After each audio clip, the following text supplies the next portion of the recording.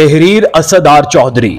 नाजरीन, एक बाबे के मशवरे से पाकिस्तान के एटमी प्रोग्राम की सबसे बड़ी रुकावट कैसे दूर हुई। नाजरीन, ये सन था 1974 और पाकिस्तान के सभी साइंसदान एटॉमिक एनर्जी के ऑफिस में सर जोड़कर बैठे हैं और एक मसले की वजह से पाकिस्तान के एटमी प्रोग्राम और शाहीन मिसाइल की तैयारी में रुकावट बनी हुई है। और इसी मीटिंग के दौरान एक ऑफिसर गुजरावाला के एक देसी लोहार को इस मसले का मसीहा कहता है तो सब एक दफा चौंक कर इसकी तरफ देखते हैं कि ये पाकिस्तान के बड़े से बड़े साइंसदान, जिसमें डॉक्टर अब्दुल कदीर खान भी शामिल हैं, उनके पास अगर इस मसले का हल नहीं है तो एक लोकल लोहार के पास कैसे हो सकता है। बहस मुबाहसे के बाद इस बात पर मुत्तफिका फैसला हुआ कि गुजरावाला के इस लोहार के पास अगर जाया जाए तो ये सीगा राज में रखा जाए। लेकिन ये मसला था क्या, आइए इसको जानते हैं। 1972 में पाकिस्तान का एटमी प्रोग्राम डॉक्टर मुनीर अहमद खान की सरबराही में शुरू हुआ था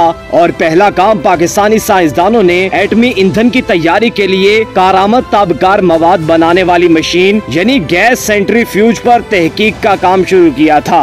ये मशीन मधानी के उसूल पर काम करती है। जैसे मधानी दूध में से मक्खन निकालती है, गैस सेंट्रीफ्यूज ताबकार मवाद को इंतहाई तेजी से गोल सिलेंडर के अंदर घुमाकर कारामद और गैर कारामद एटमों को अलग करती है और मशीन जितना तेज घूमेगी उतना अच्छा काम करेगी।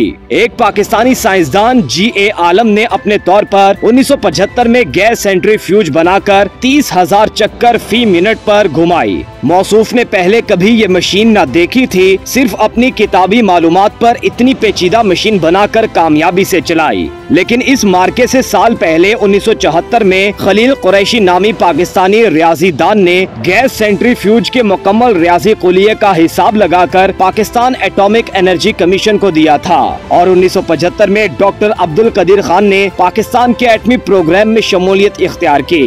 उसी साल डॉक्टर कदीर ने G.A. आलम से मुलाकात की और उनकी बनाई हुई गैस सेंट्रीफ्यूज भी देखी। पाकिस्तान आने से पहले डॉक्टर अब्दुल कदीर खान ने हॉलैंड की कंपनी यूरेनको में काम किया था। यूरेनको कंपनी आज भी मौजूद है और दुनिया भर की एटमी बिजली घरों को अपनी गैस सेंट्रीफ्यूज में एटमी ईंधन बनाकर फराहम करती है। डॉक्टर अब्दुल कदीर खान ने उनकी गैस सेंट्रीफ्यूज पर मजीद तहकीक करके कारकर्दगी मजीद बेहतर की थी और यही तजर्बा लेकर पाकिस्तान आए। G.A. आलम का डिजाइन काम तो करता था मगर फी मिनट 30,000 चक्कर कम थे और इस रफ्तार से एटमी ईंधन बनाने में बहुत तवील अरसा लगना था।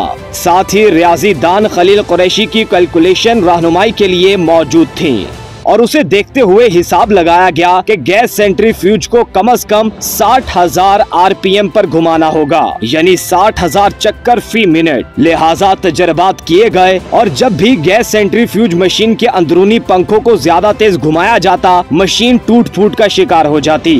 60,000 चक्कर फी मिनट पर पाकिस्तानी गैस सेंट्रीफ्यूज के अंदरूनी पंखों का भी यही हाल होता। पाकिस्तान के तमाम बड़े साइंसदान सर जोड़कर बैठे कि मसले का हल तलाश किया जाए। कई तरह के हिसाब लगाए गए और सब इस बात पर मुत्तफिक हुए कि एल्यूमिनियम धात का जो मुरक्कब एलॉय पंखे बनाने में इस्तेमाल हो रहा है वो कमजोर है और नया मुरक्कब एलॉय बनाना होगा।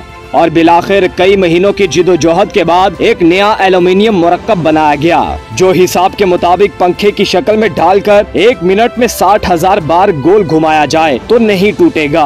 लिहाजा नई गैस सेंट्रीफ्यूज बनाई गई जिसके अंदर के पंखे इस नए एल्यूमिनियम मुरक्कब से बनाए गए और जब तजर्बाती तौर पर मशीन चलाई गई तो कुछ दिनों तक तो कुछ न हुआ मगर कुछ दिन मुसलसल चलने के बाद ये मशीन भी पहले वाले डिजाइन की तरह जोर बर्दाश्त न कर पाई और टूट फूट का शिकार हो गई। नाजरीन, सब साइंसदान हैरान रह गए। हिसाब के मुताबिक ऐसा होना मुमकिन न था। हालांकि डॉक्टर अब्दुल कदीर खान जो खुद धातों के माहिर थे वो भी हैरान रह गए कि इतनी मजबूत धात कैसे टूट गई। फिर साइंसदानों का हंगामी इजलास बुलाया गया। मसला वक्त का था।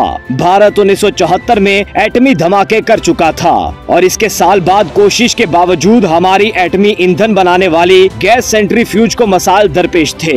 इजलास में पाकिस्तानी रियाजीदान, धातों के माहिर और एटमी साइंसदान सब शरीक थे और सब ने मशीन के नक्शे, कैलकुलेशन, धाती मुरक्कब, हर चीज का जायजा लिया मगर मसले का हल हल समझ में न आया। इजलास में मौजूद चंद अफराद ने एक अजीब बात कह डाली। पहले मिसाल दी कि जिस तरह लाइलाज मर्ज को जब डॉक्टर के पास से दवाई नहीं मिलती तो वो हकीम, नजूमी, आमिल या किसी और के पास जाते हैं, इस उम्मीद पर कि शायद कहीं से हल निकल आए। चूँकि इस वक्त हमारे पास भी इस मसले का हल मौजूद नहीं और वक्त भी कम है, और ये भी मालूम नहीं था कि कब भारत एटम बम बनाकर हमारे पर बरसा दे।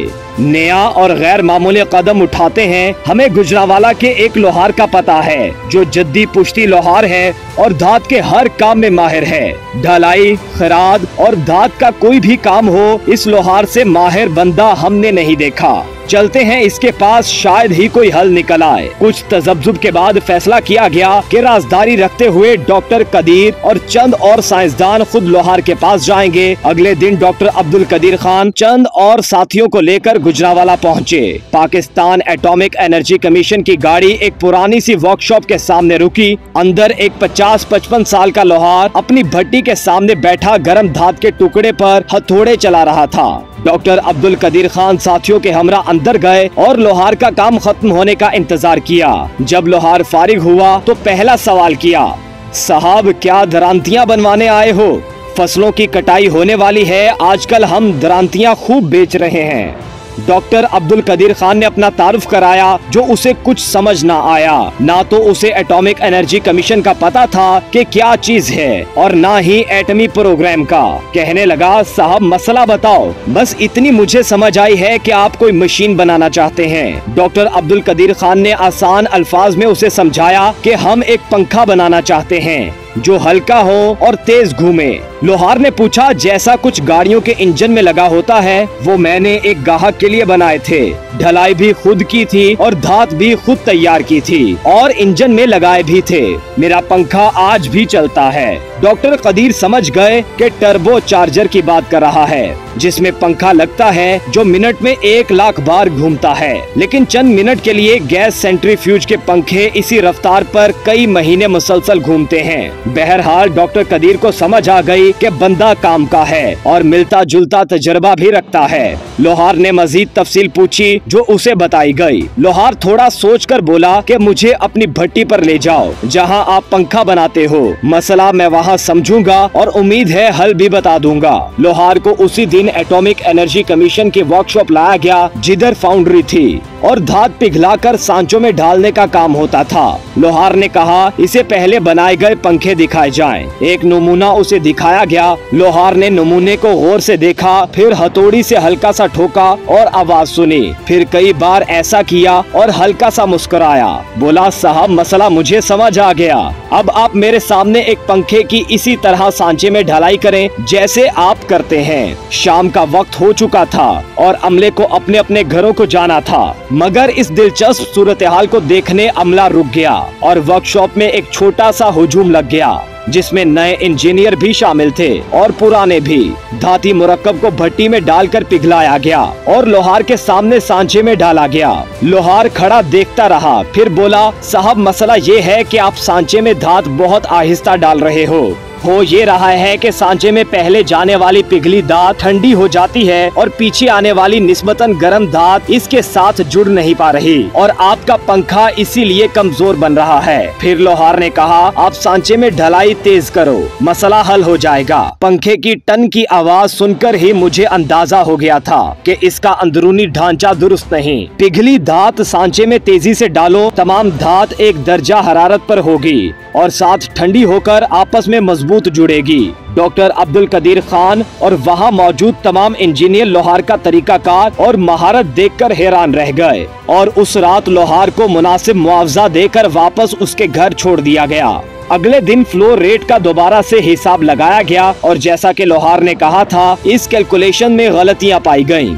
धात की ढलाई की रफ्तार का नए सिरे से तायुन किया गया और फिर तेज ढलाई से बने पंखे जब चलाए गए तो पहले 60,000 चक्कर फी मिनट पर कई दिन घुमाए गए। फिर मशीन से निकालकर लेबोरेटरी में जांचे गए और पंखे बेहतरीन शक्ल में थे और किसी किस्म के नुकसान या टूट फूट के शवाहिद नहीं मिले।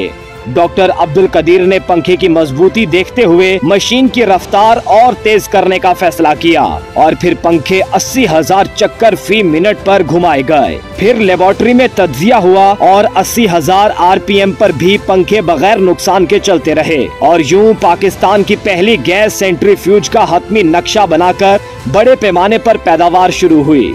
इस मशीन का सरकारी नाम पाकिस्तान 1 या P1 था, मगर एटॉमिक एनर्जी कमीशन के चंद नौजवान इंजीनियर्स ने लोहार की याद में इस मशीन को बाबे की मशीन कहा। एक हुनरमंद जो के अनपढ़ था, उसके तजर्बे ने मशीन के तैयारी में कई महीने का वक्त बचा दिया था। 1978 में पाकिस्तान का एटमी ईंधन बनाने का कारखाना मुकम्मल और बड़े पैमाने पर काम करना शुरू हो गया और कितार दर कितार हजारों की तादाद में खड़ी बाबे की मशीनें अफजूदा यूरेनियम उगलने लगीं। इस पाकिस्तानी गैस सेंट्रीफ्यूज के डिजाइन में बाद के सालों में मजीद बेहतरी लाकर रफ्तार और बढ़ाई गई और आज की P4 गैस सेंट्रीफ्यूज अल्हम्दुलिल्लाह 2 लाख चक्कर फी मिनट पर घूमते हैं।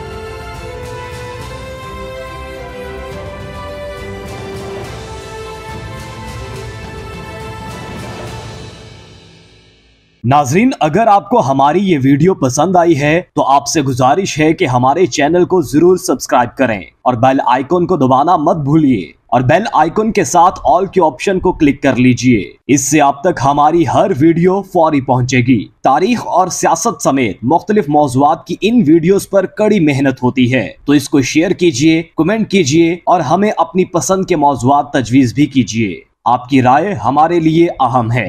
देखते रहिए इंस्टा न्यूज़ टीवी।